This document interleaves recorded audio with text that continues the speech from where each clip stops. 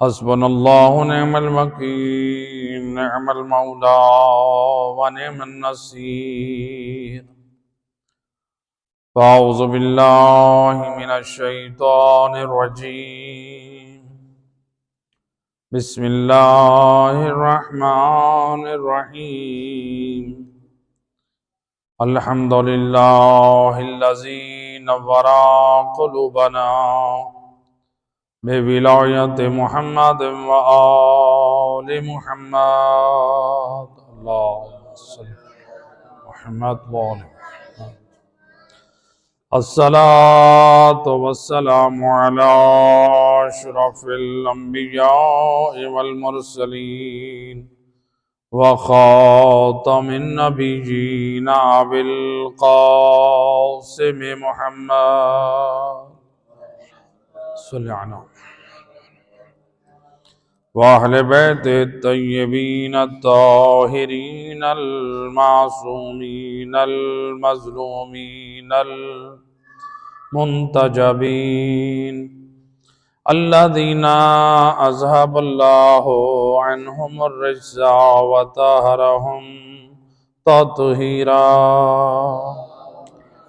صلی اللہ علیہ وَلَعْنَةُ الدَّائِمَةُ عَلَىٰ أَعْدَائِهِمْ أَجْمَعِينَ مِنْ يَوْمِ ظُلْمِهِمْ إِلَىٰ يَوْمِ الدِّينِ. أَمَّا بَعْدُ فَقَدْ قَالَ رَسُولُ اللَّهِ صَلَّى اللَّهُ عَلَيْهِ وَآلِهِ وَسَلَّمَ إِنَّ فَاطِمَةَ بَضْعَةٌ مِّنِّي ومن اغضبها اغضبنی. صلوات پڑھے محمد.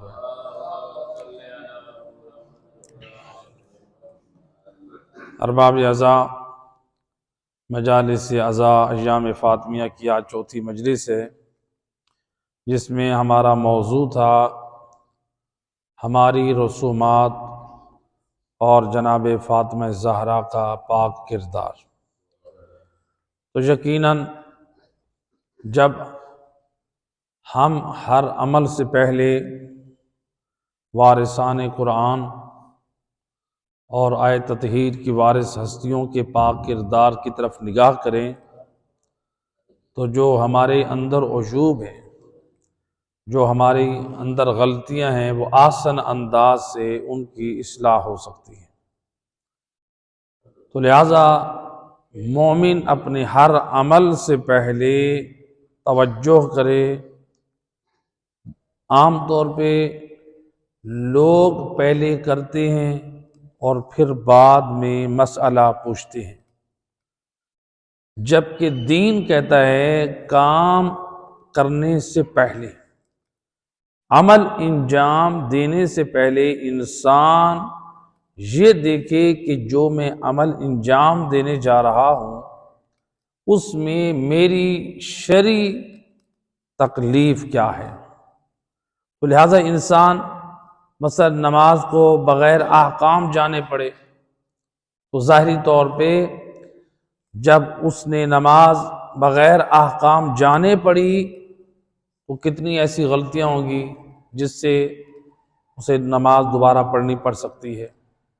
حج انسان کر لے بغیر احکام سیکھے اور اس میں کچھ ایسے اعمال انجام دے جن سے کفارہ واجب ہوتا ہے، جب کچھ ایسے اعمال جو ہوں ان کو چھوڑ دے تو اس کا مطلب ہے کہ اس کی بعد میں یہ تو ہو سکتا ہے کہ وہ حج ہی باطل ہو یا مثلا کچھ کفارے اس کے اوپر ہوں. تو انسان کے لیے لازم ہے عمل کو انجام دینے سے پہلے یہ ایک مرتبہ دیکھے کہ میں جس عمل کو انجام دینے جا رہا ہوں اس کو میں نے فقہ آل محمد میں کس طرح سے انجام دینا ہے. ہم اپنے گھروں کے ماحول میں، اپنی زندگی کے مسائل میں، اپنی رسومات دنیا میں کتنی ہم نے رسمیں، ہم نے اپنے طور طریقے اپنا رکھے ہیں ہم یہ دیکھیں کہ جو ہماری رسومات ہیں، جو ہمارے طور طریقے ہیں، کیا وہ قرآن اور محمد وآل محمد کی نگاہ میں قابل قبول ہیں؟ اگر ہیں تو پھر یقیناً اس کا مطلب ہے کہ جن بزرگوں نے وہ تعلیم دیے وہ دین کی خبر رکھتے تھے۔ لیکن اگر وہ ہمارے رسم و رواج اور ہمارے طریقے قرآن اور سنت کے منافی نظر آتے ہیں تو پھر ہمیں ان کی اصلاح کرنی چاہیے، چاہے وہ ہمیں بزرگوں سے بھی کیوں نہ ملے۔ تو لہٰذا جناب فاطمہ زہرا سلام اللہ علیہا کا کردار، جیسا کہ ہم تبرکاً امام وقت کی اس حدیث کو تقریباً ہر روز نقل کر رہے ہیں کہ امام زمان علیہ السلام کی توقیع میں امام فرماتے ہیں فی ابنت رسول اللہ لی اسوۃ حسنہ، فرماتے ہیں کہ مجھ امام وقت کے لیے اگر کسی ہستی کا کردار نمونہ عمل ہے تو وہ بنت رسول فاطمہ زہرا ہے۔ صلوات پڑھ دے محمد و اہل بیت۔ تو لہٰذا جب ہمارے وقت کے امام کے لیے جناب سیدہ کا پاک کردار نمونہ عمل ہے تو ہم لوگ ذرا توجہ کریں، یہ ایام فاطمیہ ان کا خاص اہتمام کریں۔ ایک صلوات پڑھ دے محمد و اہل بیت ذات پر، اللہم صلی علی محمد۔ لہٰذا ہم ان ایام فاطمیہ میں مظلومیت جناب فاطمہ زہرا کا جس قدر ہو سکے ہم اس کا پرچار کریں، مظلومیت جناب سیدہ کا جس قدر ہو سکے اپنے گھروں میں انتظام کریں، جس قدر ہو سکے امام بارگاہوں میں مجالس عزا کا اہتمام کریں۔ ایک صلوات پڑھیں محمد وآل محمد کی ذات پہ، اللہ صلی علی محمد وآل محمد وعجل فرج۔ لہذا ان ایام میں ہماری ذمہ داری کیا بنتی ہے، اپنی ذمہ داریوں کو سمجھیں۔ دیکھیں یہ ایام مصیبت جناب فاطمہ زہرا یہ کوئی معمولی مصیبت نہیں ہے جناب سیدہ کی، یعنی مادر حسنین بنت رسول جناب فاطمہ زہرا، یہ اس بی بی کے مصیبت کے ایام ہیں۔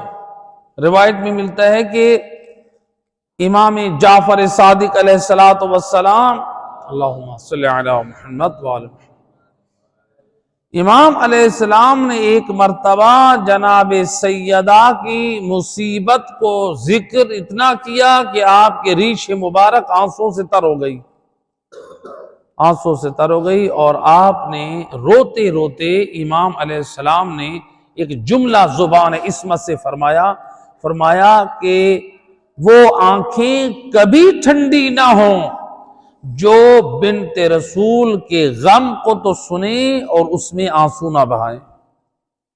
یعنی امام علیہ السلام اس بات کی طرف توجہ دلا رہے ہیں، ایام فاطمیہ، مصائب جناب فاطمہ زہرا اگر کسی محفل میں بیان ہو اور انسان کو رونا نہ آئے، امام فرما رہے ہیں وہ آنکھ کبھی ٹھنڈی نہ ہو۔ اللہ اکبر، یعنی وہ آنکھ اس قدر بدنصیب آنکھ قرار دی ہے۔ گویا اس روایت میں امام ہمیں اس جناب زہرا کی مظلومیت پہ آنسو بہانے کی فضیلت کی طرف رغبت دلا رہے ہیں کہ ہماری جدہ جناب فاطمہ زہرا کے مصائب معمولی نہیں ہیں۔ اس لیے علماء نے جو شہادت امام حسین علیہ السلام کے جو اسباب بیان کیے ہیں کہ امام حسین کی شہادت کے اسباب کیا تھے، ان میں ایک سبب خود جناب فاطمہ زہرا کے دروازے پہ ہجوم کرنا ہے، آپ کے دروازے کی حرمت کا پامال کرنا ہے۔ تو اگر در زہرا پر ظلم نہ ڈھائے جاتے تو کربلا میں بھی یہ ظلم نہ ڈھایا جاتا۔ تو یعنی آپ دیکھیں کربلا کا واقعہ جو اگر وجود میں آ رہا ہے، علماء محققین فرماتے ہیں اس کے واقع ہونے میں بھی جو مقدمہ بنا ہے، جرت جو پیدا ہوئی تھی مسلمانوں کے اندر، وہ بنت رسول کے دروازے پہ آگ اور لکڑیوں کی وجہ سے۔ تو لہٰذا جناب فاطمہ زہرا کی مظلومیت، ان کے ان ایام کو ایام غم کے طور پر ایسے منائیں جیسے آپ ایام محرم میں امام حسین علیہ السلام کی مظلومیت اور ان کے مصائب کو یاد کرتے ہیں۔ تو لہٰذا یہ ہمارے اوپر حق ہے، حق مودت ہے۔ اللہ سبحانہ وتعالیٰ نے قرآن کریم میں جس چیز کو اجر رسالت کے طور پہ جو ہمارے اوپر لازم قرار دیا ہے، فرمایا قُلْ لَا أَسْأَلُكُمْ عَلَيْهِ أَجْرًا إِلَّا الْمَوَدَّةَ فِي الْقُرْبَى، میرا حبیب ان سے کہہ دے کہ میں اجر رسالت تم سے نہیں چاہتا سوائے اس کے کہ میری قرابت داروں سے مودت کرو۔ عبداللہ ابن عباس کہتے ہیں کہ ہم رسول اللہ کی بزم میں، محفل میں اصحاب بیٹھے تھے، یا کسی نے کہا یا رسول اللہ من قرابتک، یا رسول اللہ آپ کے وہ قرابت دار کون ہیں جن کی مودت اور محبت کا اللہ قرآن میں سوال کر رہا ہے؟ تو اس وقت سید الرسل نے زبان وحی سے فرمایا، آپ نے فرمایا ہم علی و فاطمہ والحسن والحسین، آپ نے فرمایا زبان وحی سے میری قرابت دار علی ہیں، فاطمہ زہرا ہے، حسن اور حسین۔ تو یعنی اصحاب نبی سے معلوم کر رہے ہیں آپ کے قرابت دار کون ہیں، نبی جواب دے رہے ہیں۔ تو لہٰذا جناب فاطمہ زہرا وہ ہستی ہیں کہ جس کی محبت کو اللہ قرآن میں فرض کر رہا ہے۔ صلوات پڑھے محمد وآل محمد۔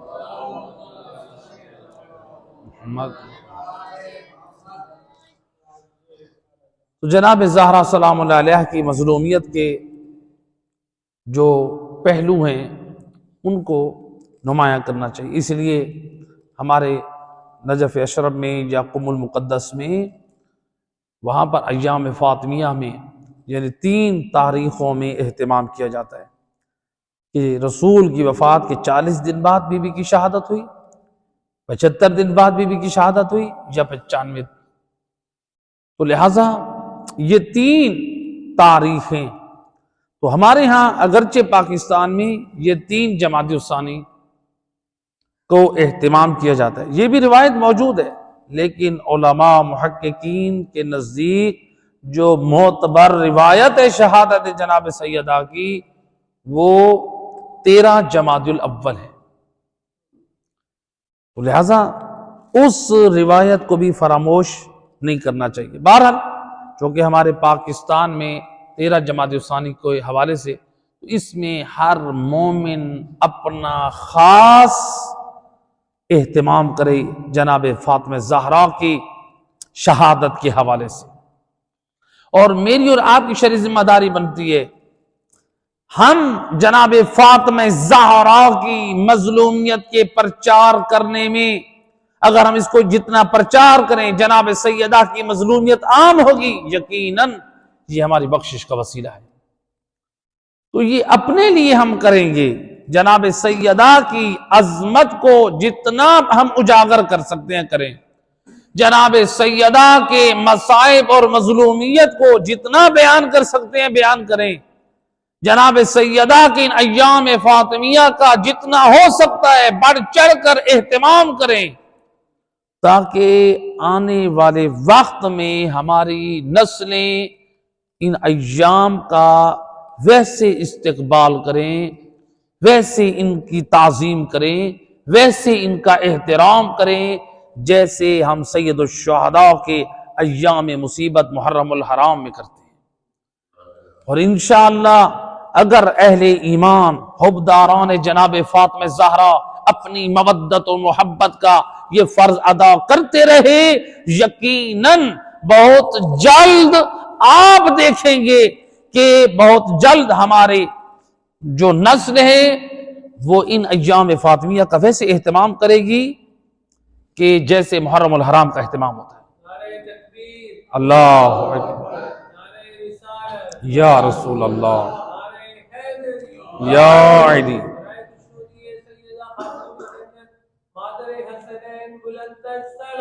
اللہم صلی علی محمد وآلہ۔ الحمدللہ پاکستان میں کتنے مقامات ہیں، حتیٰ کہ پوری دنیا میں جناب سیدہ کے نام سے عشرے کا آغاز ہو گیا، اور واقعاً جو اہل ایمان جو ہے خمسہ یا عشرے کا اہتمام کر رہے ہیں تو یقیناً یہ حق کے مودت کو یقیناً ادا کرنے کی کوشش ہے۔ تو ان ایام کو بھرپور انداز سے اور اپنی ذمہ داریوں کو یوں سمجھیں۔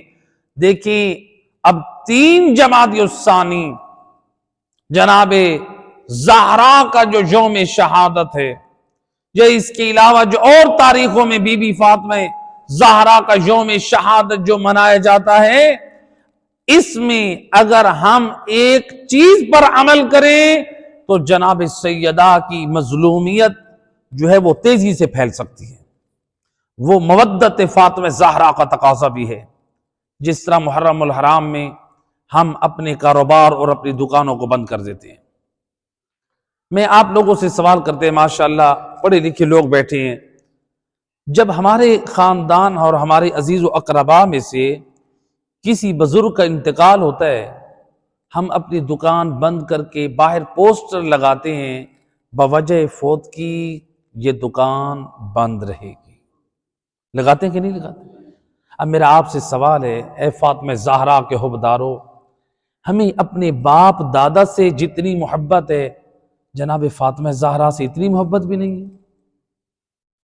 پوری کائنات جناب فاطمہ زہرا کی محبت میں خلق ہوئی ہے۔ حدیث کسا میں کیا پڑھتے ہیں کہ پنجتن پاک کی محبت میں اللہ نے کائنات کو خلق کیا۔ یعنی ہم اپنے بزرگوں کے وفات کے دن اپنی دکان کے باہر، اپنے آفس کے باہر یہ اعلامیہ لگا دیں بوجہ فوت کی آج دکان یا آفس بند رہے گا، تو کیا جناب سیدہ کی یوم شہادت ہم یہ پوسٹر نہیں لگا سکتے؟ آج بوجہ شہادت بنت رسول فاطمہ الزہرا کی مصیبت کی یاد میں آج کے دن یہ دکان بند رہے گی۔ خدا گواہ ہے، جب آپ اس چیز پہ عمل کریں گے، آپ بھرے بازار میں جناب فاطمہ زہرا کی مظلومیت کا پرچار کر رہے ہیں، آپ اپنی حق کے مودت کو ادا کرنے کی کوشش کر رہے ہیں۔ تو لہٰذا اس چیز کا ہمیں خاص انتظام کرنا چاہیے، ہمیں خاص اہتمام۔ صرف ایسا بھی نہیں ہے کہ ہم اس دن دکان کے اوپر یہ بند ہونے کا نوٹس تو لگا دیں لیکن ہم گھر میں پھر اپنا فضول وقت ضائع کرتے رہیں، بلکہ اس دن جناب سیدہ کی مصیبت کا احیاء کریں، مجالس عزا میں شرکت کریں، مجالس عزا کا اہتمام کریں، مصیبت اور مصائب کا اہتمام کریں، اس لیے کہ بہت بڑی مصیبت کا دن ہے۔ روایت ہے کہ شیخ عباس سے علامہ مجلسی رحمۃ اللہ علیہ نے ہدیۃ الزائرین میں اس روایت کو نقل کیا ہے کہ ایک دن امام جعفر صادق علیہ السلام کی خدمت میں، اللہم صلی علی محمد وآلہ محمد، امام کی خدمت میں ایک شخص آیا، بشار نامی ایک شخص آیا امام کی خدمت میں۔ کیا دیکھا؟ وارث دین امام کے سامنے کھجوروں کی ایک تشت پڑی ہے اور امام اس سے کھجوریں تناول فرما رہے ہیں۔ اور یہ ان دنوں کا واقعہ ہے جس وقت امام صادق علیہ السلام کوفہ میں تشریف لائے تھے، یعنی مدینہ سے آپ کوفہ میں آئے تھے۔ روایت کہتی ہے کہ امام علیہ السلام کھجوروں کی پلیٹ سامنے رکھ کے کھجور تناول کر رہے ہیں۔ وہ جو بشار نامی شخص آیا، امام علیہ السلام کہتے ہیں کہ اے بشار آؤ کھجور تناول فرماؤ۔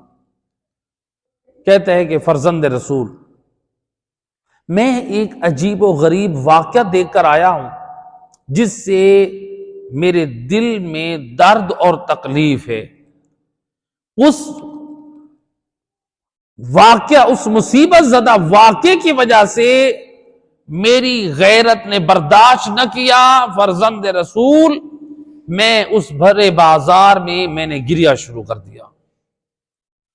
جو منظر میں نے دیکھا ایک مصیبت زدہ، ایک تکلیف دہ منظر تھا۔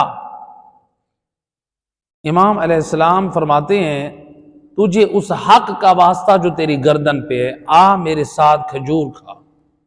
یعنی امام اس کو اپنی حق کے ولایت کا واسطہ دے رہے تھے۔ وہ امام کے ساتھ آ کر کھجور کھانے لگا۔ امام علیہ السلام فرماتے ہیں اب مجھے بتا کہ واقعہ کیا ہے، تو نے کیا دیکھا کہ جو تجھ سے برداشت نہ ہوا اور تو کھجور کھانے سے اعراض کر رہا تھا اور تو گریا کر کے آیا؟ کہتے ہیں فرزند رسول میں نے دیکھا بازار کوفہ میں ایک خاتون ہے اور حکومت کے سپاہی اس خاتون کے اوپر تشدد کر رہے ہیں، اسے تازیانے مار رہے ہیں اور اس کو زندان کی طرف لے کے جا رہے ہیں۔ تو میں نے پوچھا اس خاتون کا جرم کیا ہے؟ وہ خاتون رو رہی ہے، وہ پکار رہی ہے، فریاد کر رہی ہے، مجھ سے یہ منظر نہ دیکھا گیا۔ تو وہ خاتون پکاری ہے۔ میں نے کہا کہ اس خاتون کا جرم کیا ہے کہ جسے یہ سزا دی جا رہی، اتنا مارا جا رہا ہے، زندان کی طرف لے کے جا رہے ہیں؟ کہنے والے نے بتایا کہ یہ خاتون جب بازار میں جا رہی تھی تو اس کا پاؤں سلپ ہوا، جب یہ گرنے لگی تو اس کی زبان پہ یہ جملہ آیا لعن اللہ قاتلی کے یا فاطمہ، اے فاطمہ زہرا خدا آپ کے قاتلوں پر لعنت کرے۔ یہ جملہ کہا کہ اس خاتون کا پاؤں سلپ ہوا، تو اس وقت اس نے یہ جملہ کہا تو حکومت کے سپاہیوں نے اس خاتون کو پکڑ لیا اور اس کے اوپر تعزیانے مارنے لگے، اس لیے اس کو زندان میں لے کر جا رہے ہیں۔ مولا مجھ سے وہ منظر نہ دیکھا گیا، آپ کی جدہ فاطمہ زہرا کی محبت میں ایک مومنہ کو مارا جا رہا تھا۔ اللہ اکبر۔ جب امام علیہ السلام نے سنا اس بشار کی زبانی سے تو روایت کا جملہ ہے فبقا علیہ السلام، امام اس قدر زور سے روئے کہ امام کے آنسو مبارک آپ کے داڑھی سے بہہ کر آپ کے گریبان پر جاری ہو گئے۔ اس قدر امام کا گریہ جناب فاطمہ زہرا کی محبت میں جس خاتون کو تعزیانے لگے، امام سے وہ برداشت نہ ہوا۔ تو جو جناب فاطمہ زہرا پہ مصائب ڈھائے گئے، امام کیسے ان کے سامنے جب پڑے جاتے تو امام گریہ کرتے تھے۔ اب امام علیہ السلام نے جب یہ گریہ کیا، امام علیہ السلام فرماتے ہیں اے بشار اٹھ جلدی کر، مسجد سہلہ کی طرف چلتے ہیں۔ بشار کہتے ہیں امام صادق علیہ السلام مجھے مسجد سہلہ میں لے کر آئے۔ جو لوگ مسجد سہلہ میں زیارت کر چکے ہیں، جو مقام امام صادق علیہ السلام جو مسجد کے سنٹر میں ہے، وہاں پر امام صادق علیہ السلام نے 2 رکعت نماز پڑھی۔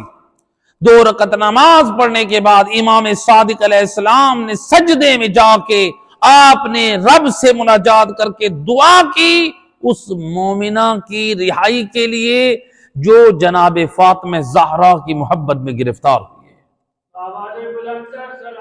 اللہم صلی علی محمد وعلی۔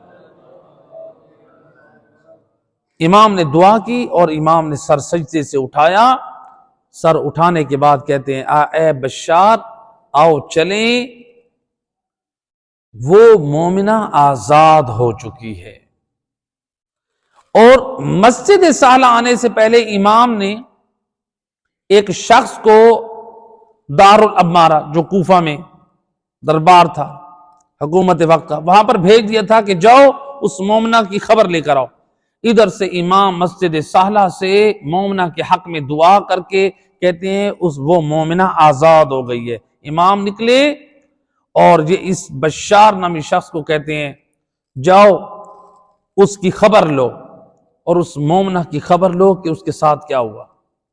بشار وہ گیا اور جس شخص کو یہ ذمہ لگایا تھا اس نے آ کر بتایا کہ فرزند رسول اس مومنہ کو رہا کر دیا گیا اور اس کو جب حاکم کے سامنے پیش کیا گیا تو تمہارا جرم کیا تھا؟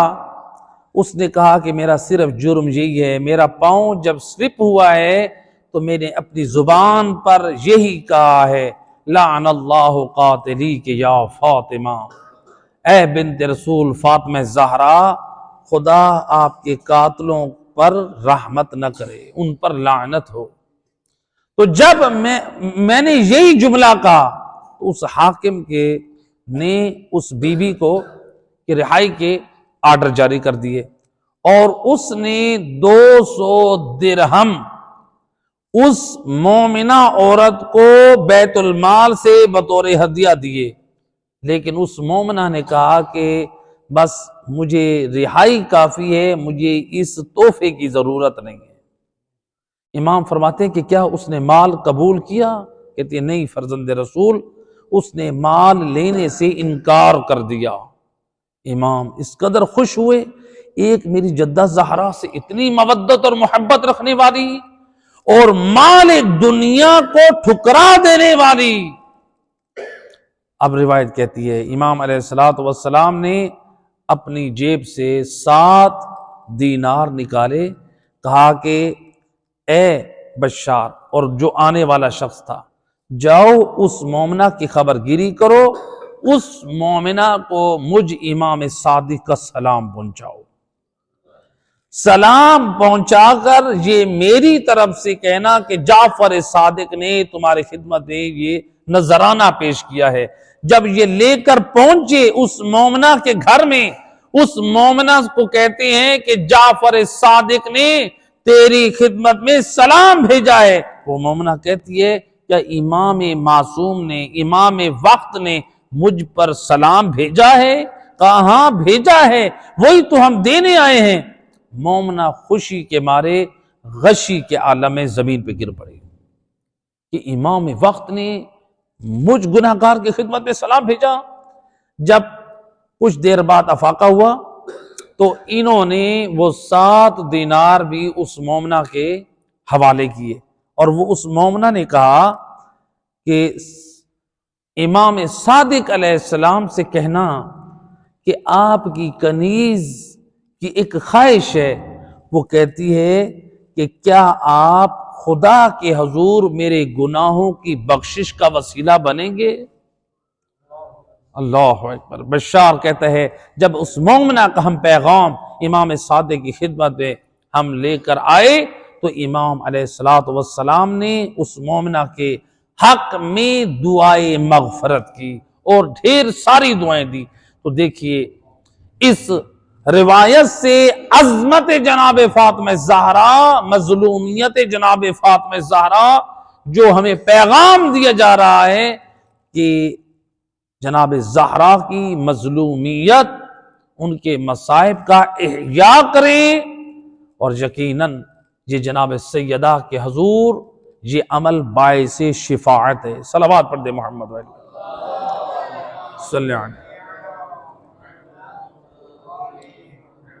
اور اس لیے معصوم فرماتے ہیں رحم اللہ من احیا امرنا، خدا رحم کرے ان لوگوں پہ جو ہمارے امر کو، ہمارے ذکر کو، ہماری تعلیمات کو، ہماری فکر کو زندہ کرتے ہیں۔ تو لہٰذا یہ ایام فاطمیہ میں ان سے خوب استفادہ کرنا چاہیے، جناب سیدہ کی سیرت کی طرف، ان کے پاک کردار کی طرف، ان کی عظمت کی طرف، ان کی شان کی طرف، ان کے مصائب کی طرف ہم یہ توجہ کریں، اپنے بچوں کو، اپنے جوانوں کو، ہر فرد کو جناب سیدہ کی طرف توجہ اور رغبت دلائیں اور ان کی محبت کی طرف، یہ ہمارا ایک ایمانی فریضہ ہے۔ تو لہٰذا اب امام علیہ السلام نے یہ جو فرمایا، امام جعفر صادق علیہ السلام، اللہم صلی علی محمد وآل محمد رحم اللہ من احیا امرنا، خدا رحم کرے ان لوگوں پہ جو ہمارے امر، ہمارے مقصد کو، ہماری تعلیمات کو زندہ کرتے ہیں۔ تو یہ جناب فاطمہ زہرا کے یہ ایام مصیبت کا احیاء کرنے کا مقصد کیا ہے؟ جو ہمارا موضوع تھا، ہماری رسومات کی اصلاح جناب فاطمہ زہرا کے پاک کردار کی روشنی میں۔ آئیں آج ہمارا ماحول، ہمارے جوانوں کا ماحول کیسا ہے؟ آج ہمارے محلوں کا ماحول کیسا ہے؟ آج ہماری اولاد کی زندگی میں ماحول کیسا ہے؟ کس طرح ہم نے اپنی اولادوں کو آزاد چھوڑ رکھا ہے، یہاں تک والدین بچوں کو نیٹ پیکج کرا کے دے دیتے ہیں۔ ہمارے جوان رات کو دیر دیر تک وہ نیٹ یوز کرتے ہیں۔ دوستوں کے لیے رات کو دیر دیر تک نیٹ پیکج کرا کے بات کرنے کے لیے ٹائم ہے، اور آدھی رات کو خدا سے مناجات اور ملاقات نماز تہجد کے لیے ٹائم نہیں ہے۔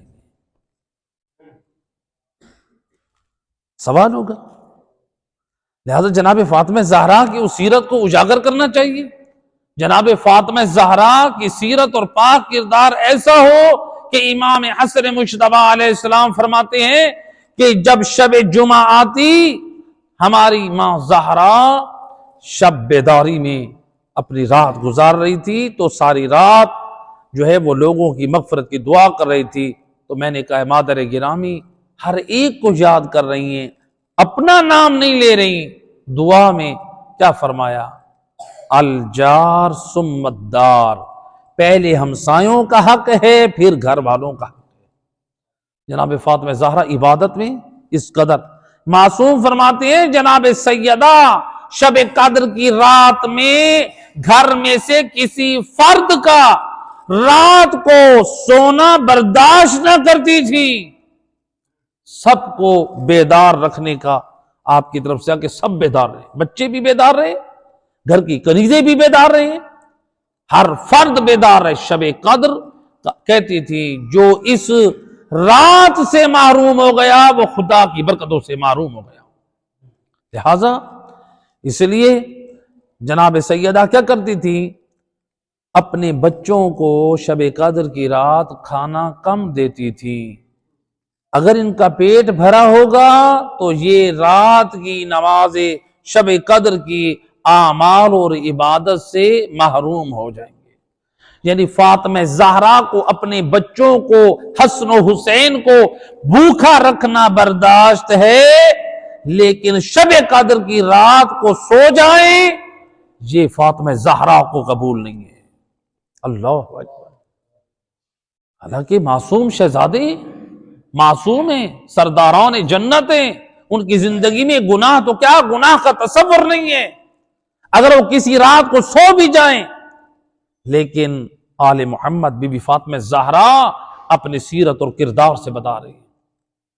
اب جناب فاطمہ زہرا کی رات جو ہے شب بیداری بھی ہے ہمارے سامنے ہونی چاہیے۔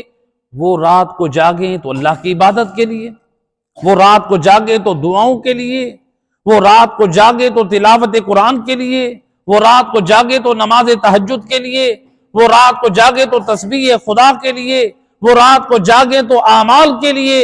اور ہم دیکھیں ذرا آج ہمارے جوان یا عام لوگ جو جاگتے ہیں کس کے لیے جاگتے ہیں؟ ساری رات نیٹ استعمال ہو رہا ہے۔ کتنے والدین کا شکوہ ہوتا ہے کہ ہماری اولادیں کیا کریں، رات کو دیر دیر سے وہ نیٹ کا استعمال کر رہے ہیں، ٹک ٹاک استعمال کر رہے ہیں، فیس بک استعمال کر رہے ہیں، اور ماں باپ کا بھی کہنا نہیں مانتے۔ اب بتائیں یہ جوان جو رات کو 2 بجے سو رہا ہے، کیسے اس نے نماز صبح کے لیے اٹھنا ہے، جب اپنا وقت اپنا سارا برباد کر رہا ہے، اپنے اوقات کو سارے ضائع کر رہا ہے۔ تو لہٰذا یہ کیا ہے، اپنے لیے یہ وبال، اپنے لیے مصیبتیں کھڑی کر رہا ہے۔ روایت ہے حضرت محمد مصطفیٰ صلی اللہ علیہ وآلہ وسلم، اللہم صلی اللہ، آپ فرماتے ہیں کہ میدان قیامت میں کچھ لوگ آئیں گے، ان کا نام اعمال کھولا جائے گا، اور اس نام اعمال میں لکھا ہوگا اس نے 200 سال کا گناہ کیا، اس نے 300 سال کا گناہ کیا۔ وہ مرد مومن پریشان ہو جائے گا، بار الہ میری زندگی 60 سال تھی، بار الہ میری زندگی 70 سال تھی، یہ نام اعمال میرا نہیں ہے۔ آواز قدرت آئے گی، اے بندے میں تیرا ظالم خدا نہیں ہوں، یہ نام اعمال تیرا ہے، تو دنیا میں جن گناہوں کی بنیاد رکھ کے آیا تھا، اپنے دوستوں میں، اپنے رشتہ داروں میں، اپنے محلے میں، اپنے خاندان میں تیرے مرنے کے بعد نسل در نسل جب تک لوگ اس گناہ کو انجام دیتے رہے ملائکہ میرے حکم سے تیرے نام اعمال میں گناہ لکھتے رہے۔ اب بتائیں آج ہمارے جو جوان یا ہم اگر والدین بھی اس میں شامل ہو جائیں کہ چلو بچے کو پیکج کرا کے دے دیں، ماں باپ بھی راضی ہوں، اور جو جوان رات کو دیر دیر تک وہ ٹک ٹاک اور دوسری بیہودہ فحاشی بے حیائی اور بغیرتی کے کلپ سینڈ کر رہے ہیں جو دوسروں کو، آپ اگر اسی رات کو اللہ سے معافی بھی مانگ لیں جو دوسرے کا ایمان برباد کیا ہے، کیا اس کے اوپر مواخذہ نہ ہوگا؟ حدیث کو جو آپ نے ملاحظہ کیا کہ جو دوسروں میں گناہ کی بنیاد رکھ کر آیا، ایک صلوات پڑھ دے محمد و اہل بیت اللہم صلی علی۔ تو لہٰذا ہمارے جوانوں کو جناب فاطمہ زہرا کی پاک سیرت، جناب فاطمہ زہرا اپنے گھر کے بچوں کو بھی رات کے کو اگر بیدار دیکھنا چاہتی ہیں تو اللہ کی بندگی کے لیے دیکھنا چاہتی ہیں، مناجات کے لیے۔ امام حسن امام حسین علیہ السلام یعنی جناب سیدہ جب اس دنیا سے رخصت ہوئی ہیں تو شہزادے تو ابھی 6 سال کے بھی نہ ہوئے تھے، اور دیکھیں ذرا ان شہزادوں کو بھی عبادت کے لیے اٹھایا جاتا ہے، عبادت کے لیے ان کو کس طرح سے گھر کا ماحول بنایا جاتا ہے۔ اور ہم اگر عبادت نہیں کر سکتے، راتوں کو اٹھ اٹھ کر نماز تہجد نہیں پڑھ سکتے، ذکر خدا نہیں کر سکتے، تلاوت قرآن نہیں کر سکتے، ہم اپنی ان راتوں کو حرام میں تو برباد نہ کریں۔ لوگ جو ہے عام طور پہ دیکھیں سورہ رحمان میں اللہ ہم سب کو کیا پیغام دے رہا ہے۔ سورہ رحمان میں خدا فرماتا ہے یعرف المجرمون بسیماہم فیوخذ بالنواصی والاقدام۔ اللہ فرماتا ہے قیامت والے دن مجرم لوگ اپنے چہروں کی علامتوں سے پہچانے جائیں گے، مجرم لوگ اپنے چہروں کی علامتوں سے پہچانے جائیں گے۔ فیوخذ بالنواصی والاقدام، ان مجرمین کو ان کے سر کے آگے کے بالوں سے اور ان کے پاؤں سے پکڑ کر میدان محشر میں گھسیٹا جائے گا۔ یہ قرآن سورہ رحمان کی آیت کا ترجمہ کیا ہے، اب جا کے گھروں میں پڑھ لیں۔ سورہ رحمان کی آیت ہے، ہمارے ہاں یہ تو مشہور کر دیا گیا ہے کہ یہ سورہ رحمان یہ قرآن کی دلہن ہے۔ صلوات پڑھے محمد و اہل بیت۔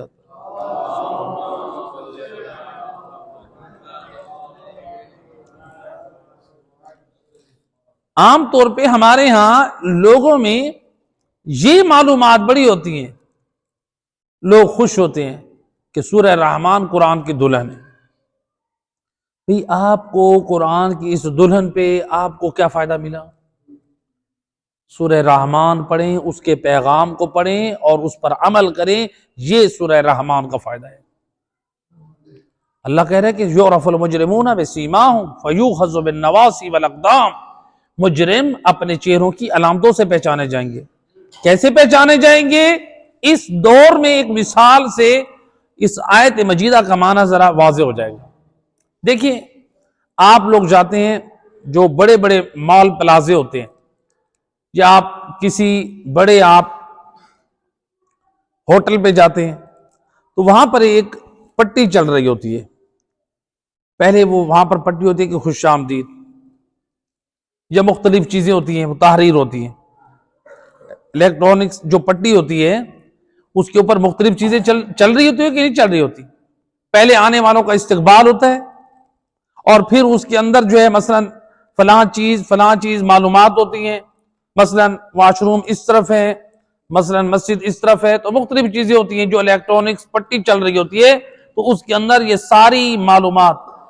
احادیث میں بھی یہی بیان کیا گیا ہے کہ میدان محشر میں جب آئیں گے مجرم اور گناہگار لوگ، ان کی پیشانیوں پہ لکھا ہوگا، کسی کی پیشانی پہ لکھا ہوگا ھذا تارک الصلاۃ، بے نمازی ہے، ھذا شارب الخمر، یہ شراب پینے والا تھا، یہ زانی تھا، یہ جوا کھیلنے والا تھا، یہ قاتل تھا، یہ فلاں تھا۔ تو یعنی ہو سکتا ہے کوئی یہ سوچے کہ صرف ایک نام نہیں، بلکہ ہر گناہ کی جس طرح الیکٹرانکس پٹی چلتی ہے اس طرح پیشانی پہ وہ گناہوں کے نام جاری ہوں گے، اور میدان معاشر میں لوگ یہ منظر دیکھیں گے۔ اور علامہ مجلسی اور محدثین فرماتے ہیں کہ اس سے ایک معنی یہ بھی لیا جا سکتا ہے، انسان جو گناہ انجام دیتا ہے جن چیزوں کے ذریعے سے، مثلا وہ گٹار استعمال کرتا ہے، وہ شراب اس برتنوں میں پیتا ہے، یا اور جس چیزوں کو بھی وہ حرام چیزوں کو استعمال کرتا ہے، وہ سارے اس کے اعضاء کے ساتھ چپکے ہوں گے۔ یہ ہیں وہ علامتیں جس سے پہچانا جائے گا کہ یہ دنیا میں کس طرح فاسق اور فاجر لوگوں والی زندگی گزار کے آئے۔ اور پھر اللہ کیا قرآن میں کہہ رہا ہے، فَيُوخَذُ بِالنَّوَاصِي وَالْأَقْدَامِ، ان مجرمین کو ان کے سر کے بالوں اور پاؤں سے پکڑ کر انہیں میدان معاشر میں گھسیٹا جائے گا۔ اور یہ منظر کون دیکھے گا؟ انبیاء دیکھیں گے، یہ منظر اوصیاء دیکھیں گے، یہ منظر امتیں دیکھیں گی کہ یہ کون ہے؟ یہ بدبخت بے نمازی ہے، یہ بدبخت یہ بے پردہ عورت تھی، یہ بدبخت یہ زانی تھا، یہ بدبخت یہ شرابی تھا، اس نے سب کچھ کیا ہے، یہ دعوے دار ایمان تو تھا لیکن عمل صالح والا نہیں تھا۔ ایمان کی دولت کی وجہ سے عمل کو چھوڑ دیتا تھا۔ آج لوگ کہتے ہیں کہ یہ جو ہے مولویوں نے باتیں بنائی ہوئی ہیں، کہتے ہیں کہ عمل کرو گے تو جنت میں جاؤ گے، نماز پڑھو گے تو جنت میں جاؤ گے، روزہ رکھو گے تو جنت میں جاؤ گے، حج کرو گے تو جنت میں جاؤ گے، زکوٰۃ دو گے تو جنت میں جاؤ گے، اسی طرح سے خمس دو گے تو جنت میں جاؤ گے۔ یہ مولویوں نے بات بنائی ہوئی ہے۔ تو کہتے ہیں یہ عمل کے ساتھ جو ہے یہ شرط لگاتے ہیں کہ عمل کرو گے تو جنت میں جاؤ گے۔ یہاں پر میں یہ کہا کرتا ہوں کہ صرف جنت آپ کو عمل سے نہیں ملنی، بلکہ جہنم بھی آپ کو عمل سے ہی ملتی ہے۔ جہنم بھی جانے کے لیے عمل کی ضرورت ہے۔ بھئی زنا کریں گے تو جہنم جائیں گے، شراب پیئیں گے تو جہنم جائیں گے، عمل کر رہے ہیں نا، نماز چھوڑ رہے ہیں عمل کر رہے ہیں جہنم جائیں گے، غیبت کر رہے ہیں جہنم جائیں گے، جھوٹ بول رہے ہیں جہنم جائیں گے، سود کھائیں گے جہنم جائیں گے، ماں بہن کا حق کھائیں گے جہنم جائیں گے۔ بھئی جب کچھ کر کے آپ کو جانا ہی جہنم ہے تو بہتر نہیں ہے آپ کچھ کر کے جنت چلے جائیں؟ بھئی ضروری ہے آپ کچھ کریں اور جہنم جائیں، تو کیوں نہ آپ اچھے عمل کریں اور جنت جائیں؟ آپ صلوات پڑھ دیں محمد و اہل بیت۔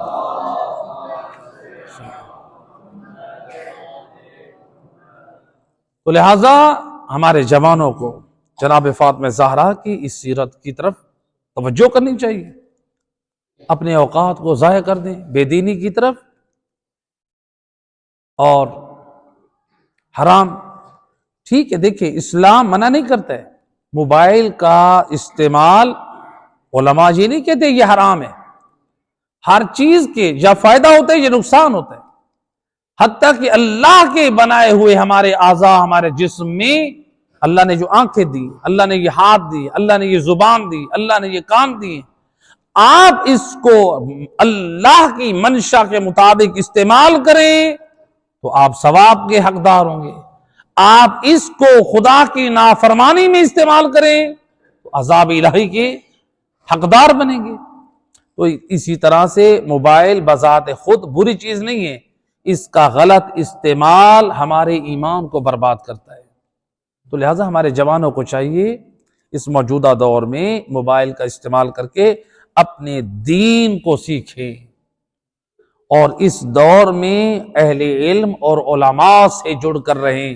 یاد رکھیں اگر ہماری نسلیں علماء سے جڑ کر نہیں رہیں گی، تعلیمات آل محمد سے دور رہیں گے، قرآن کی تعلیمات سے دور رہیں گے، تو پھر نتیجہ یہی ہوگا کہ ہمارا کوئی جوان گمراہ ہو کے مذہب آل محمد کو چھوڑنے پہ مجبور ہو جائے گا۔ یعنی یہاں آپ کے علاقے کے قریب جو علاقہ ہے، یعنی کل جو بتایا جا رہا تھا، یہ مقامی افسوس ہے۔ کیا وجہ ہے؟ ایک جوان کیوں گمراہ ہوا؟ اس کو ماحول ایسا نہیں ملا، اس کو ماحول ایسا نہیں دیا گیا۔ اگر آل محمد کے مذہب کی صحیح ترجمانی اس کے سامنے پیش کی جاتی اور تعلیمات آل محمد اس کے سامنے پیش کی جاتی، آل محمد کی محبت چھوڑنے کے قابل نہیں ہے۔ آل محمد کی محبت تو وہ ہے جس کے لیے انسان دنیا چھوڑ سکتا ہے، آل محمد کو نہیں چھوڑ سکتا۔ اللہم صلی علی محمد۔ روایت میں آیا ایک شخص امام جعفر صادق علیہ السلام خدمت میں، اللہم صلی علی محمد وعلی محمد، امام کی خدمت میں آ کر کہتا ہے فرزند رسول میں غریب ہوں، میری کچھ مدد۔ امام فرماتے تو امیر ہے۔ پھر آ کر کہتا ہے کچھ دنوں بعد فرزند رسول میں غریب ہوں، امام فرماتے ہیں تو امیر ہے۔ بالآخر ایک دن آ کر کہتا ہے فرزند رسول میری غربت سے فاقوں سے زندگی گزر رہی ہے اور آپ ہر وقت مجھے یہی کہتے ہیں کہ تو امیر ہے۔ امام علیہ السلام فرماتے ہیں مجھے یہ بتا، اگر کوئی تجھے یہ کہے کہ تو ہم آل محمد کی ولایت و محبت کو چھوڑ دے اور تجھے دنیا کے تیسرے حصے کی حکومت دی جائے گی تو کیا تم ہماری ولایت اور محبت کو چھوڑ دو گے؟ کہتا ہے فرزند رسول میں ایسی دنیا کو پاؤں کی ٹھوکر ماروں گا جو دنیا مجھے آپ کی محبت سے محروم کر دے۔ میں دنیا کو چھوڑ دوں گا، آپ کا دروازہ نہ چھوڑوں گا۔ امام فرماتے ہیں بتا اب تو غریب ہے؟ اللہ اکبر، یا رسول اللہ، یا علی، اللہم صلی علی محمد وعلی۔ اس سے بڑی تو امیری نہیں ہے۔ اللہ اکبر۔ لہٰذا دیکھیں اب اس واقعے سے ہم سب کے لیے کیا پیغام ہے، بزرگان کے لیے کیا پیغام ہے، جوانوں کے لیے کیا پیغام ہے، ہم سب کے لیے کیا پیغام ہے۔ ہم یہ دیکھیں ایسا تو نہیں ہے کہ ہم اہل علاقہ میں سے کوئی ایسی کوتاہی ہو کہ جو اس کا مطلب ہے کہ کہیں ایسا تو نہیں ہے کہ جو ہم حق کے مودت ادا نہ کر رہے ہوں، آل محمد کی تعلیمات کا وہ پرچار نہ کر رہے ہوں کہ جس سے ہماری نسلوں کا دین محفوظ نہ ہو رہا ہو۔ ہم میں سے سوچیں کہیں ہم غفلت تو نہیں کر رہے آل محمد کی تعلیمات کے پرچار کرنے میں؟ ہم یہ تو کہہ دیں کہ فلاں کا بچہ گمراہ ہو گیا ہے، کیوں ہوا ہے؟ صرف اس کی برائی ہم نہ کریں بلکہ افسوس کے ساتھ جو غلطی ہوئی ہے اپنے آپ کو سدھاریں۔ ایسا نہ ہو آج ایک ہوا ہے تو کل 10 گمراہ ہو جائیں۔ یہ ہماری شرعی ذمہ داری ہے۔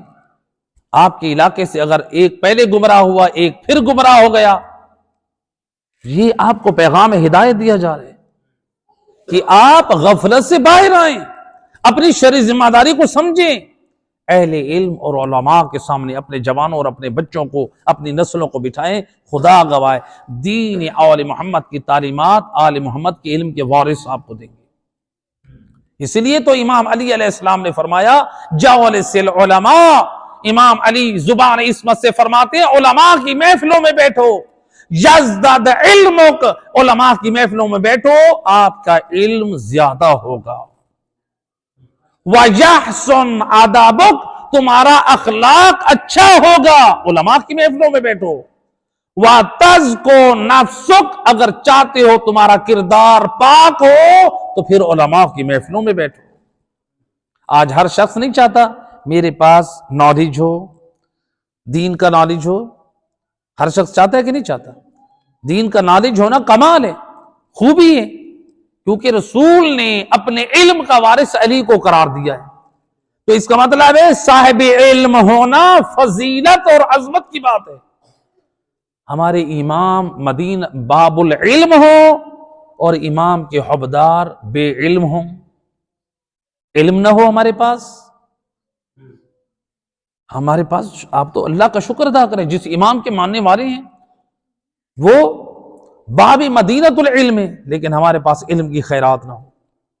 اپنی ذمہ داریوں کو سمجھیں، نوجوانوں کی ہدایت کے لیے، بچوں کی ہدایت کے لیے، ایمان کی سلامتی کے لیے فکر کریں۔ صرف ہم افسوس کرتے رہیں کسی جوان کے گمراہ ہونے پہ یہ ہماری باقی آنے والی نسلوں کے ایمان کی حفاظت کے لیے کافی نہیں ہے، افسوس کافی نہیں ہے، بلکہ آئندہ کے لیے تدبیر ایسی بنائیں، کوئی فکر کریں کہ ہم اپنے بچوں اور جوانوں کو کیسے راہ ہدایت پر لے کر آئیں۔ صلوات پڑھ دے محمد والے صلی اللہ علیہ وسلم۔ دیکھیں دین سے ہمیں کتنی محبت ہونی چاہیے۔ روایت میں ہے کہ جناب فاطمہ زہرا، ان کی سیرت ہمارے لیے نمونہ عمل ہے، اپنے رسومات کی ہم کیسے اصلاح کریں۔ ہم میں سے الحمدللہ کتنے سب سارے صحت مند ہیں، اور مثلا مجالس عزا ہو رہی ہوں، ہم اس میں بھی صحیح معنوں میں شرکت نہ کریں، دروس لیکچرز ہوں اس میں بھی ہم شرکت نہ کریں۔ خود بتائیں ہمارا خود مذہبی رجحان کتنا ہے، ہم کیا بات کر سکتے ہیں، ہمارا کس قدر ہم صحت مند ہو کے دین کے لیے وقت نہ نکالیں، اور ہم کہتے ہیں ہم بی بی فاطمہ زہرا کے حبدار ہیں، بی بی فاطمہ زہرا کے حبدار ہیں، تو بی بی فاطمہ زہرا جن چیزوں سے محبت کرتی ہے کیا ان سے بھی ہم محبت کرتے ہیں؟ روایت میں ہے جب جناب سیدہ کے دروازے پہ آگ لگ چکی، بی بی کا پہلو شکستہ ہو چکا، محسن شہید ہو چکے، بی بی حالت بیماری میں، سخت بیماری کے ایام، شیخ عباس قمی کہتے ہیں کہ بی بی کی حالت ایک وقت میں ایسی بھی ہو گئی تھی کہ بی بی ہر گھنٹے بعد غش ہو جاتی تھی، بی بی کے اوپر اتنا سخت وقت بھی آیا۔ لیکن روایت کہتی ہے مدینے کی کچھ عورتیں جناب سیدہ کی تیمارداری کے لیے آئیں، جناب سیدہ اپنے درد پہلو کو بھول کر اپنے سہارا لے کے اٹھ بیٹھی اور آنے والی خواتین کو واعظ و نصیحت شروع کر دی۔ اللہ اکبر، یہ ہے دین سے محبت۔ جناب فاطمہ زہرا اپنے پہلو کے درد کو بھلا رہی ہیں، اپنی تکلیف کو نظر انداز کر رہی ہیں۔ کس چیز سے محبت ہے، کس چیز کی فکر ہے جناب زہرا کو؟ یہ جو آنے والی آئی ہیں یہ شاید پھر نہ آئیں، ان کے جانے سے پہلے زہرا پیغام ہدایت دے دے۔ ہمارے اندر یہ محبت ہونی چاہیے، لوگوں کو ہدایت کرنے کی فکر کریں۔ اللہ کے رسول فرماتے ہیں یا علی دنیا وما فیہا، دنیا اور دنیا کے اندر جو کچھ ہے اس کے اوپر سورج کی روشنی پڑے اور اس مقدار میں سونا راہ خدا میں صدقہ کر دو، اے علی یہ عمل اتنا افضل نہیں ہے جتنا افضل یہ ہے کہ ایک شخص تمہارے وجود سے ہدایت پا جائے، ایک شخص۔ اللہ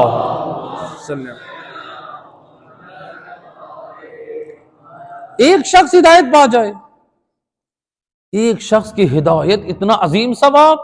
اب دیکھیں ذرا میں اس نقطے کو تھوڑا واضح کروں۔ مولا علی علیہ السلام نے حالت رکوع میں صرف ایک انگوٹھی دی، سنتے ہیں کہ نہیں سنتے؟ ایک انگوٹھی دی، اللہ کو عمل اتنا پسند آیا کہ مولا علی کی شان میں آیت نازل کر دی، ایک انگوٹھی، اور وہ انگوٹھی سونے کی نہیں تھی، چاندی کی تھی، مرد پہ سونا حرام ہے، تو لہٰذا چاندی کی انگوٹھی علی اگر راہ خدا میں دیں تو اللہ کو اتنا پسند آئے، اللہ قرآن میں آیت علی کی شان میں قصیدہ بنا کے نازل کر دے، اور رسول کہہ رہے ہیں یا علی اگر پوری کائنات سونے سے بھری ہوئی راہ خدا میں دے دو تو یہ عمل افضل نہیں ہے۔ ذرا خود اندازہ کریں، ایک انگوٹھی چاندی کے دینے پہ قرآن کی آیت نازل ہو رہی ہے، اور اگر علی پوری کائنات سونے سے بھرے ہوئے راہ خدا میں دے دے تو اللہ کتنی آیات نازل کر دے۔ خدا کی نگاہ میں علی کا کیا مقام ہوگا، خود اسی سے اندازہ کریں۔ نبی کیا فرماتے ہیں، اے علی وہ سونا راہ خدا میں دینا اتنا با فضیلت نہیں ہے جتنا ایک شخص تیرے وجود سے ہدایت پا جائے۔ لہذا میرا اور آپ کا کردار یہ ہو کہ ہم لوگوں کو، دوسروں کو اس دروازے کا تعارف کروائیں، آل محمد کی ولا اور محبت کی طرف دعوت دیں۔ لیکن ہم اس قدر غافل ہو جائیں اور ہماری اولادوں میں سے، ہمارے بچوں میں سے، ہمارے علاقوں میں سے آل محمد کی ولا کو چھوڑ کر وہ غیروں کے دروازوں پہ چلے جائیں، اور جو چھوڑنے والا چھوڑ رہا ہے وہ کیا کہتا ہے؟ اس کی بات کیا تھی؟ وہ کہتا ہے، کہنے والے نے جو مذہب آل محمد چھوڑ رہا ہے وہ کیا کہہ رہا ہے؟ وہ جوان وہ کہتا ہے کہ میں نے تو پوری شیعوں کی عقیدہ توحید صحیح نہیں ہے، شیعوں کا عقیدہ توحید صحیح نہیں ہے۔ کیوں صحیح نہیں ہے؟ اس لیے کہ میں نے تو جب بھی اپنے علاقے والوں کو دیکھا ہے، وہ جب بھی دعا کرتے ہیں اللہ سے کرتے نہیں ہیں، ہر وقت وہ مولا سے کرتے ہیں۔ اب ظاہری بات ہے جب وہ ماحول میں ایسا پلا، اس کو کیا معلوم عقیدہ توحید ہمارا کیا ہے؟ میں کہا کرتا ہوں جو عقیدہ توحید آل محمد کے چاہنے والوں کے پاس ہے وہ کائنات میں کسی مذہب کے پاس نہیں ہے۔ آؤ عقیدہ توحید اگر کوئی دیکھنا چاہتا ہے تو نہج البلاغہ امیر المومنین علی ابن ابی طالب کے پہلے خطبے کو پڑھے کہ علی نے عقیدہ توحید ایسا دیا کہ اہل سنت اقرار کرنے پہ مجبور ہو گئے۔ جو توحید کا عقیدہ شیعوں کے پاس علی حیدر کرار کی زبانی ہے، افسوس کے ساتھ ہمارے بڑے بڑوں نے وہ عقیدہ توحید ہمیں نہ دیا۔ دنیا تسلیم کر رہی ہے عقیدہ توحید لینا ہے تو علی کے دروازے سے لو، جو نبی کے علم کا وارث ہے۔ تو لہذا ظاہری بات ہے یہ عقائد ہماری نسلوں میں بیان ہونے چاہیے، ہمارے جوانوں میں بیان ہونے چاہیے، عقائد کی گفتگو ہونی چاہیے۔ ایسا نہ ہو کہ ہماری نسلیں تباہ ہو جائیں، برباد ہو جائیں۔ صلوات پڑھ دے محمد و آل محمد۔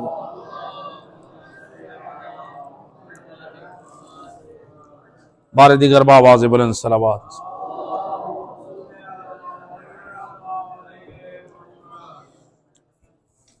لہذا اہل بیت کی احادیث، معصومین کی احادیث ہمارے دلوں کو تقویت دیتی ہیں۔ اس لیے امام فرماتے ہیں ان احادیثنا تحیی القلوب لشیعتنا، امام فرماتے ہیں ہم اہل بیت نبوت کی احادیث ہمارے شیعوں کے دلوں کو زندہ کرتی ہیں۔ جو خرابیاں ہوتی ہیں انسان ان احادیث کی روشنی میں اپنی اصلاح کرتا ہے۔ تو لہذا ہماری مجالس، ہماری محافل علمی ہونی چاہیے، آل محمد کی پاک سیرت ہونی چاہیے، ان کا پاک کردار ہونا چاہیے۔ یقیناً ان کے فضائل بیان کرنا بھی باعث اجر و ثواب ہے، ان کے فضائل بھی بیان کرنے چاہیے۔ جو رسول کی زبان سے فضائل ہوئے ہیں، جو معصومین کی زبان سے جو فضائل امام علی نقل ہوئے ہیں، ان کو بیان کرنا بذات خود وہ بھی ثواب اور اجر رکھتا ہے جو صحیح فضائل ہے، لیکن ان فضائل کے ساتھ ساتھ سیرت آل محمد بھی ہونی چاہیے، تعلیمات آل محمد بھی ہونی چاہیے، تاکہ ہمارے آنے والے جوان، ہماری نسلیں مجلس میں آئیں تو اس مجلس سے کچھ استفادہ کر کے جائیں، اپنے عقائد صحیح کر کے جائیں، اپنا کردار صحیح کر کے جائیں۔ لہذا یہ بہترین آئینہ ہے۔ ہم آئینے میں اپنا چہرہ دیکھتے ہیں تو اپنے چہرہ آراستہ کرنے کے لیے، خوبصورتی کے لیے، کہ اگر کوئی ایسی چیز نظر آ رہی ہے اس کو ہٹا دے چہرے سے۔ یہ قرآن بھی بہترین آئینہ ہے، 14 کا کردار بھی بہترین آئینہ ہے۔ اس کے سامنے مومن اپنے کردار کو دیکھے کہ ان پاک آئینوں میں میرے کردار میں داغ کہاں ہے۔ قرآن اور آل محمد کے کردار کے آئینے میں اپنے بد کرداری کے داغوں کو ان کی اصلاح کرتا جائے، اور یقیناً جب مومن با کردار اور پاک کردار کا مالک ہوگا تو میدان معاشر میں جب یہ آل محمد کی خدمت میں جائے گا، آل محمد اس وقت خوشی سے کہیں گے مرحباً بکا، خوش آمدید او ہمارے حبدار، تیری محبت پہ بھی راضی ہیں اور تیرے پاک کردار پہ بھی راضی ہیں۔ اللہ صلی اللہ۔ یہ ایام فاطمیہ روایت ہے، اللہ کے رسول اپنے گھر میں ایک مرتبہ گریہ کرنے لگے، اتنا گریہ کیا رسول نے کہ آپ کی ریش مبارک آنسوں سے تر ہو گئی۔ یا رسول اللہ کیوں رو رہے ہیں؟ فرماتے ہیں میں فاطمہ زہرا کے ان مصائب کو یاد کر کے رو رہا ہوں جو میرے بعد زہرا پہ مصائب آئیں گے۔ جناب فاطمہ زہرا نے جب بابا کی زبانی سنا نا، روایت کہتی ہے ایک مرتبہ جناب زہرا بھی گریہ کرنے لگی۔ سید الرسل فرماتے ہیں فاطمہ جان کہ تو ان مصائب کو تو بھی سن کے رو رہی ہے؟ فرماتی ہے نہیں بابا، میں ان آنے والی مصیبتوں کی وجہ سے نہیں رو رہی، بلکہ میں آپ کی جدائی پہ گریہ کر رہی ہوں۔ اللہ کے رسول فرماتے او فاطمہ جان، اور میری اہل بیت میں سے سب سے پہلے تو مجھ سے ملاق ہوگی۔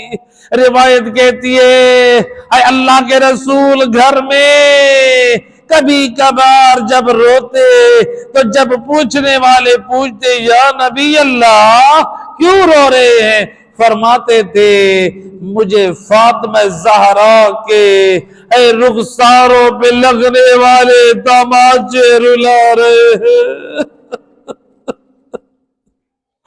اجرکم علی اللہ زادارو، ہے بنت رسول کے لگنے والے تماچے، اور رسول بھی اپنی زبان سے بتا رہے ہیں اجرکم علی اللہ۔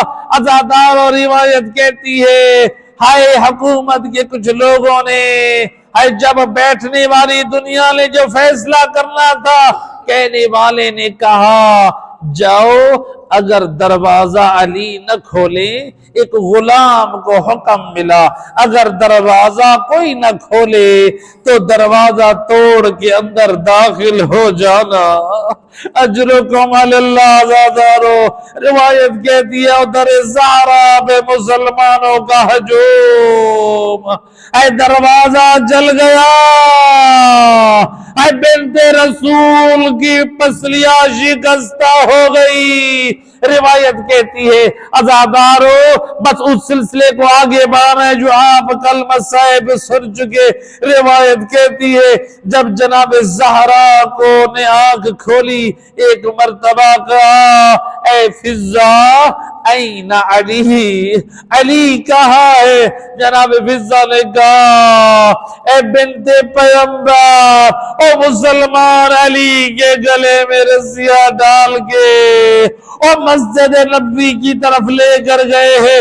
روایت کہتی ہے جناب زہرا نے سر پہ ردا رکھی، حالانکہ یہ وہ ملا تھا اے موزر شہید ہو چکا اور پسلیاں ٹوٹ چکی اور دروازہ جل چکا، لیکن بنت پیغمبر کو ہر مصیبت بھول گئی۔ ہائے معاوضہ امامت بی بی ردا لیے، حسن و حسین کو لیے مسجد نبوی کی طرف بڑھی۔ روایت کہتی ہے بی بی نے آئی قریب جہاں مسلمانوں نے علی مولا کو پکڑا ہوا تھا، جناب زہرا نے امام کی کمر بند میں ہاتھ ڈالا اور کہا خلو یبن عمی، اور میرے چچا جائے علی کو چھوڑ دو۔ ایک شکی نے کہا غلام سے دیکھ کیا رہا ہے؟ اور فاطمہ زہرا کے ہاتھ کو جدا کر اس نے زور سے تعزیانہ مارا اور بی بی کے بازو پہ لگا۔ امام فرماتے عزادارو، او ہماری دادی جب دنیا سے رخصت ہوئی، اے آپ کے بازو پہ اے اس کا نیل موجود تھا۔ اجرکم علی اللہ زادارو، اے بی بی نے کہا او مسلمانوں اور میرے بابا کا کلمہ پڑھنے والوں، علی کو چھوڑ دو ورنہ میں اپنے بابا کا کرتا سر پہ رکھ کے اپنے بال کھول کے اور بابا کی مزار پہ بددعا کروں گی۔ عزادارو روایت کہتی ہے بی بی نے نہ بابا کی قبر کی طرف رخ کیا یا ادھر سے علی مولا نے سلمان کو آواز دی، اے سلمان جلدی جا اور بنت رسول زہرا سے کہے بد دعا نہ کرنا، اور تو رحمت للعالمین کی بیٹی ہے۔ ادھر سے جناب سیدہ بابا کے مزار پہ ابھی بد دعا کرنا چاہتی ہے، لیکن سلمان کہتے ہیں میں نے دیکھا اور مسجد نبوی کی دیواریں اور بلند ہو چکی ہے، گرد و غبار اٹھ رہا ہے، اتنا گرد و غبار اٹھا جو ہماری ناک تک پہنچ گیا۔ اور میں نے کہا بنت رسول، او علی کہہ رہے آپ تو رحمت للعالمین کی بیٹی ہے۔ جناب سیدہ نے جب سنا کہ علی کا حکم ہے آپ گھر کی طرف واپس آئی۔ ازادارو روایت کا جملہ، ادھر سے جناب سیدہ جب گھر پہنچی، روایت کہتی ہے یہاں پر جب علی مولا بھی گھر پہنچے نا، میں نے نجف میں ایک وائز سے روایت سنی تھی، وہ پڑھ رہے تھے جب امیر المومنین گھر میں آئے، بی بی فضہ ایک تاشت لے کر آئی، کہا یا امیر المومنین، یہ تاشت آپ کے سامنے جب رکھا، امام فرماتے ہیں فضہ اس تاشت میں کیا ہے؟ اے فضہ بتانے سے عاجز ہے۔ امام نے جب کپڑا ہٹایا کیا دیکھا؟ او محسن کا لاشا، اجرکم علی اللہ زادارو، ہائے اس گھر میں زینب بھی ہے، ہائے ام کلثوم بھی ہے، اور میں کہوں گا او بی بی زینب، او ام المصائب بی بی، او آج یہ پہلا تشت دیکھا، اور جس تشت میں محسن کا لاشا، ابھی تُنے دوسرا تشت بھی دیکھنا ہے، اور جس میں حسن مجتبی کے جگر کے ٹکڑے ہوں گے، اور تُنے تیسرا تشت یزید کے دربار میں دیکھنا ہے، اور جہاں حسین کا کٹا ہوا سر ہوگا۔